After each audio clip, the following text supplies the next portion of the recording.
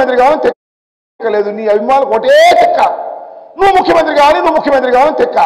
ఆ తెక్క దించేవారసేపు ఇక అనుమానం లేకుండా ఆ తెక్క మొత్తం దిగింది.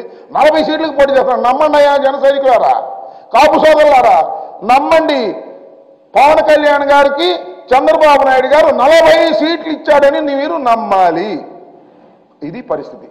నేను అడుగుతా ఉన్నా, సీఎం అని కేకలేసి గొంతు చించుకున్నటువంటి పెద్దలున్నారే పాపం, కాపు సోదరులు, జన సైనికులు, వాళ్ళకి మీటింగ్లకు వెళ్ళి రేపు అది ఎక్కడన్నా తాడేపల్లిగూడెం జరుగుతుంది.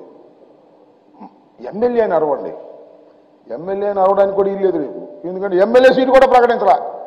నాకు తెలియక అడుగుతా, చంద్రబాబు నాయుడు గారు ఎక్కడ పోటీ చేసేది ప్రకటించాడు, వాళ్ళ అబ్బాయి ఎక్కడ పోటీ చేసేది ప్రకటించాడు, వాళ్ళ బావమరిది బాలకృష్ణ మన లోకేష్ ఎక్కడ పోటీ చేస్తాడో ప్రకటించాడు.